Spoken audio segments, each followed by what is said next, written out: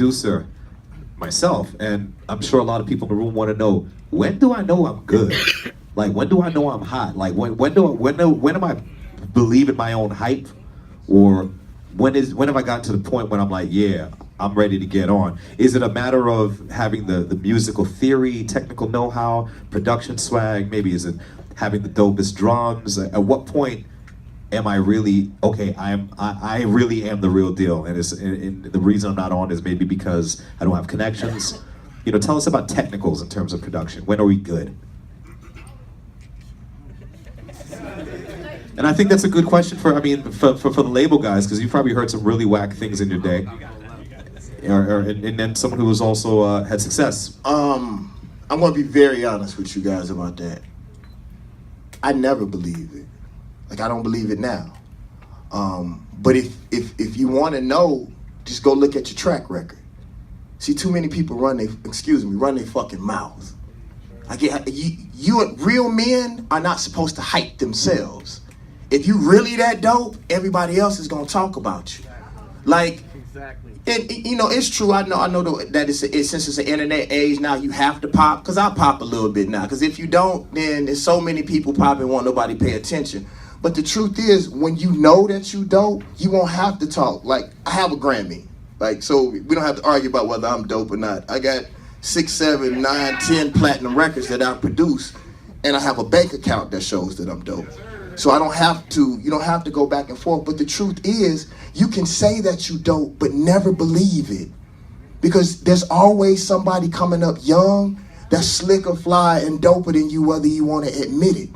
So for me, that's what I want to say. Every master has a master. And every master calls another man a master. That's why I like martial arts.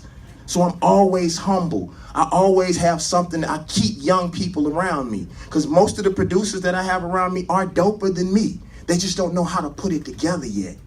So for me, stay humble, keep your head down, and work. And what I did that really made me dope, I stayed around dope producers.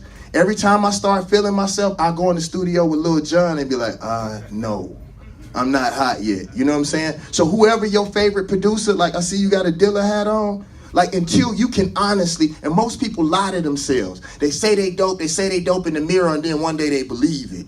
Like, no, if you really like Dilla, you not dope until you as a fan can be honest. And like when I pick up, you know, when I'm getting ready to push play, well, I push play on my beat as quick as I will with Dilla. That's what I did. Like, I took Outkast music, and at the time it was Redman, and it was who did I really like at the time? I really liked, see, people that didn't know that I'm a hip hop head.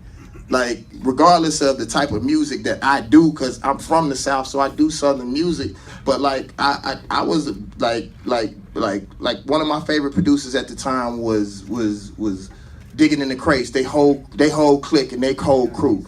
You know what I'm saying? That's sort of who I looked up to. So like, if it wasn't as dope as Diamond D or as Outkast records, then my shit really ain't dope until it's competing globally. Because as much as people, I'm gonna be honest with y'all, I never competed with people who were in my city. I always looked at who was the greatest. So if you like Kendrick Lamar records and your production ain't that dope, then you not hot. Because once you get in the big leagues, Timberland, Pharrell, me, whoever you like, Metro Boomin, whoever you like the most, that's who you competing against, not your homeboys in the city. So if you really want to know when you dope, put your records side by side. And I don't know if y'all do this anymore, but what I did that helped me become great is I read credits. But like, y'all don't really read credits no more. So I went and found out who mastered Lil Jon records. You know, since I come from the 808, I looked at who did 3 6 Mafia records. I went and found John Fry. And he really told me, and this is just a technical aspect, with my drums, a lot of us use sampled drums. And we use drums that's already been sampled. One of the reasons why your drums may not hit as hard as mine is because I went and found the keyboard that those drums actually came out of.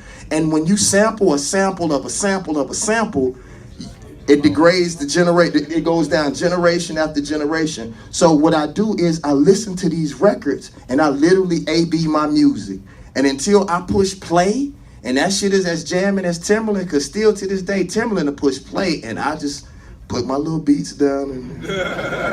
But I don't quit. I'm coming for his ass. I promise one day, Timberland gonna be slipping, and I'm gonna walk up in that bitch like, Timbo, David, Banner.